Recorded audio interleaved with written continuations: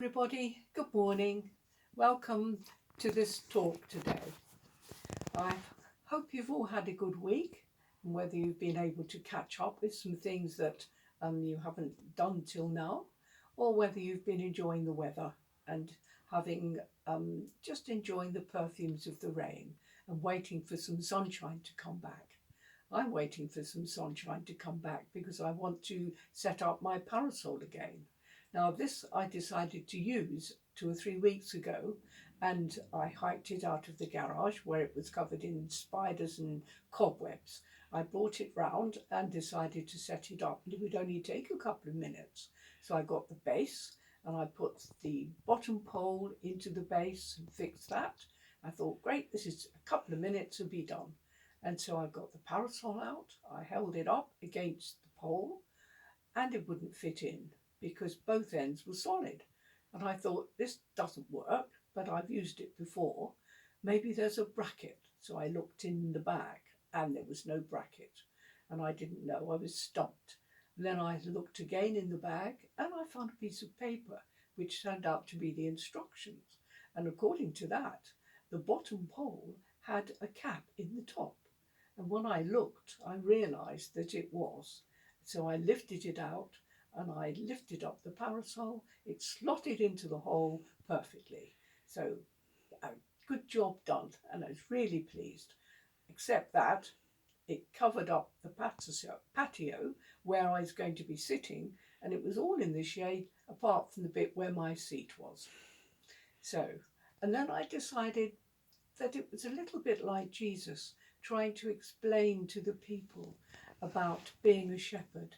He was trying to reach them, and this was one way that he felt they would understand about shepherds.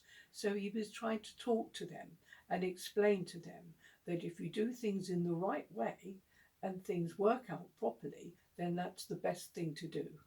And if all the good shepherds could be let into the sheep pen by the watchman, anyone who wasn't a good shepherd and maybe was just a hired hand would perhaps try and steal some of the sheep by getting in over the wall when the watchman they thought wasn't looking. And his job was to keep them out because those hired hands didn't have the same relationship with the sheep. They weren't fond of them like the owners were. And if some of them went astray, they would just let them go.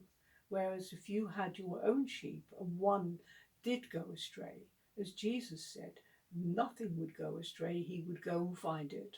And that's what the shepherds did because they cared about their sheep.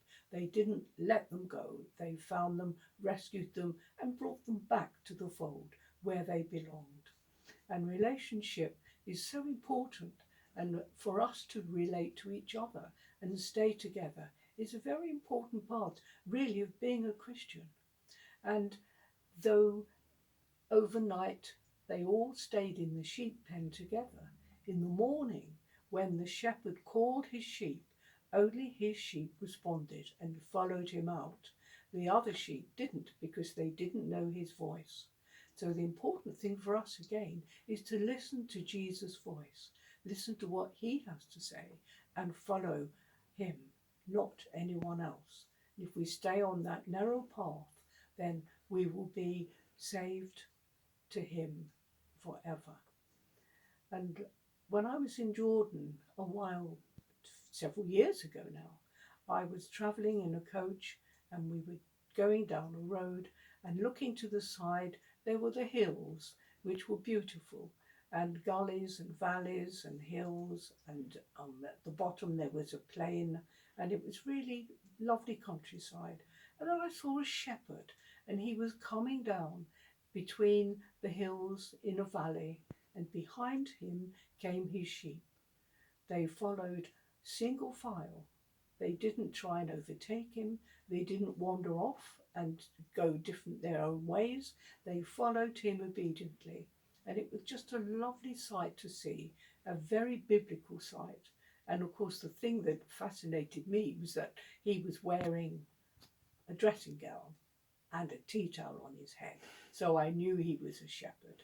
And I just thinking today, I hope we've got some young shepherds, junior shepherds, in our flock who are going to be turning up maybe hopefully next Christmas for the crib service in their dressing gown and their tea towels, and it'll be lovely to see them. In fact, it's going to be even more special this year. So we have this image of Jesus being a shepherd, but a lot of the people still didn't relate to it. They didn't understand. So he tried again. He said to them, I'm the gate, hoping that they might relate to that.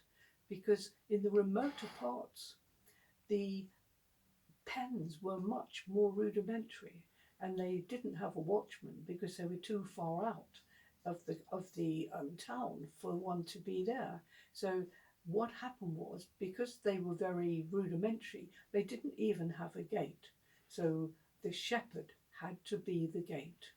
And this is what Jesus was saying. The shepherd laid down at night and slept across the narrow opening, because it was quite narrow, just really enough to get a sheep through, because it was safer, because there could be wild animals coming in. And the shepherd had to lay there at night so the sheep couldn't get out, and keep them safely all night. Then in the morning he would take them out and they would follow him again. And Jesus is the good shepherd. He is the gate. He is the way to him. He keeps that gate open. And for us to go through that gate, that narrow gate, is where we should be aiming for. We should go through that gate, and Jesus laid down his life for us so that we can have that entry. He laid down his life on the cross as he would lay it down for his sheep, and we are his sheep.